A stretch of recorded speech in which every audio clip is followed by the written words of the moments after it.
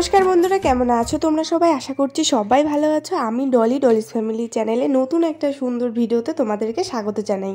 দিনটা ছিল রবিবার আর এখন দেখো সকালে আর কি 8:30টার মতো বাজে।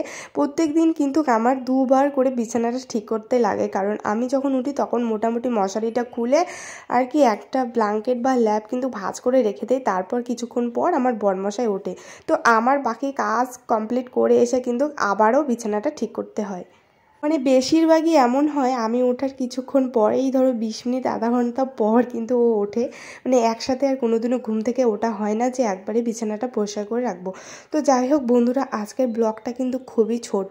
আর আজকে স্পেশাল হচ্ছে আমার কিন্তু মামার মেয়ে আজকে আমাদের বাড়িতে আসবে। আসলে ও পড়ে ক্লাস 11-এ আর ওর সমস্ত টিউশনে কিন্তু দিনহাটাতেই।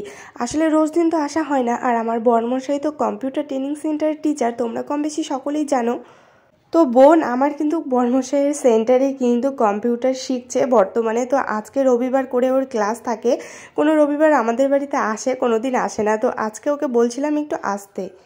আসলে বেশিরভাগ রবিবার কি হয়, হয়তো আমি এখানে থাকি না, বাবার বাড়ি চলে যাই, বা অন্যান্য অসুবিধা এরকম হয়েই থাকে আর কি। তো যাই হোক, আজকে সকালে ব্রেকফাস্টে আর কি বানিয়েছিলাম এই যে গোলা রুটি আর চা। তো এক এক দিন এক এক রকমের আর কি খাবার থাকে সকালের খাবারে। আর বোন আস্তে আস্তে আসবে 1:30-2টোর দিকে আর কি। আমার বরমশাই একবারে ওকে নিয়ে সবজি বাজার করে কিন্তু চলে আসবে। তো দেখো এখন কিন্তু আমি স্নান টান করে চলে আসলাম একদম রান্নাঘরে। আর পুরো রান্নাটা একদমই শেয়ার করতে পারিনি, ভীষণ ব্যস্ততার মধ্যে কেটেছে, কারণ ওরা এত লেট করে এসেছে। তোমরাই বলো, দুপুরের রান্না মানুষ কিন্তু 12টা 12:30টার মধ্যে বসিয়ে দেয়, আর ওরা এসেছে 1:30টার দিকে, তাহলে কতটা চাপ বলো। তো ও এদিকে কিন্তু স্যালাডগুলো কাটছে আর আমাকে ভীষণ হেল্প করেছিল। আর এদিকে দেখো এনেছিল চিকেন। আমার শাশুড়ি মা যেহেতু চিকেন খায় না, তার জন্য কিন্তু মাছ নিয়ে এসেছিল। তো যাই হোক দেখো, এখানে কিন্তু সমস্ত রান্নাই প্রায় কমপ্লিট। এটা আর কি হলেই কিন্তু দুপুরের রান্নাটা কমপ্লিট হয়ে যায়। তো চলো তোমাদেরকে দেখাই আজকে কি কি রান্না করেছি। আর এদিকে দেখো এই যে গোটা রসুন দিয়েছি মাংসে। আসলে বলো তো কি, আমার বরমশাই কিন্তু এই যে মাংসের মধ্যে গোটা রসুন খেতে বেশ পছন্দ করে, আর এটা কিন্তু অনেক উপকারিতাও আছে। চলো এতক্ষণ কি রান্না করলাম সেটা শেয়ার করি।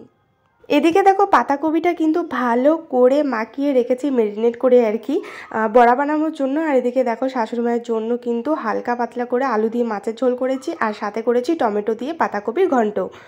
মানে খুবই সিম্পল মেনু, কি বলবো। আর একটা মাছ ভাজা তুলে রেখেছি, কারণ বোন মাছের ঝোলের থেকে আর কি মাছ ভাজাটাই বেশি পছন্দ করে।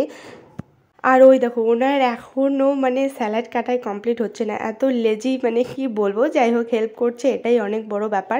তো আমি কিন্তু রোজ দিন কি করি, মানে ওদেরকে খেতে দিয়ে তারপর কিন্তু বড়াটা ভাজা শুরু করি, কারণ এই জিনিসটা এমনই জিনিস যেটা গরম গরম খেতে কিন্তু বেশ ভালো লাগে। তো ওদেরকে খেতে দিয়ে আমি কিন্তু এটা শুরু করে দিই, আর কারণ ওরা একটা পদ দিয়ে খেতে খেতে কিন্তু এদিকে আমার বড়া ভাজাটা কমপ্লিট হয়ে যায়। নিচে সমস্ত কিছু গুছিয়ে রেখেছি। এখানে আছে চিকেন কষা, স্যালাড, আর এই যে মাছের ঝোল আর পাতাকপির ঘন্ট। এই ছিল আজকের আমার সিম্পল মেনু। দেখো 3জনকে এখানে কিন্তু আমি টেবিলে খেতে দিয়েছি, একদিকে বরমশাই, মাঝখানে বনু। ও হ্যাঁ, তোমাদেরকে তো বোনকেই দেখানো হয়নি। আসলে বলো তো কি, আমি রান্না করতে ব্যস্ত ছিলাম, কখন আর ভিডিও করব, তাই না। আর এইদিকে শাশুড়ি মা, মানে 3জনকে কিন্তু একসাথে খেতে দিয়েছিলাম। তো চলো ওদের দুজনের কাছ থেকে আর কি জেনে নেওয়া যাক যে আজকের এই যে আমার রান্নাবান্নাগুলো কেমন হয়েছে খেতে। আর ওদেরকে খেতে দিয়ে দেখো আমি কিন্তু এখানে বসে আছি, কি লাগবে না লাগবে। তো চলো ওদের মুখে কিন্তু শুনে নেওয়া যাক কেমন হয়েছে। বড়ার কথাটা অন্তত কইও না, মানে বড়া বাদে কোনটা ভালো লাগছে? হ্যাঁ, সব বেশি কোনটা? তোর? আরে জানি তো খারাপ হচ্ছে সব রান্না, তাও খারাপের মধ্যে কোনটা? তারপরে হলো মাছ, তারপর ঘন্ট, না তারপরে বড়া। বড়াটা ফার্স্ট লিস্টে থাকে। তো বুনু কিন্তু খাওয়া দাওয়া করে বাড়ি চলে গিয়েছে কিছুক্ষণ পরে, এই ধরো 4:30টার সময় বিকেলবেলা, কারণ ওকে এতটা পথ একাই যেতে লাগবে।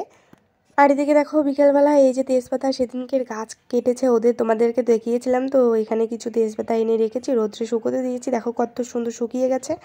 আসলে বলো তো কি, নিরামিষ তরকারিতে বা আমিষ তরকারিতে একটু তেজপাতা ফোড়ন দিলে কিন্তু বেশ ভালো লাগে। দেখো গাছটা কিভাবে কেটেছে। তো এগুলো ভালো করে মুছে প্যাকেটে রাখলে কিন্তু রান্না করার সময় নিতে সুবিধা হয়। তো যাই হোক বন্ধুরা, আজকের ভিডিওটা এখানেই এন্ড করছি।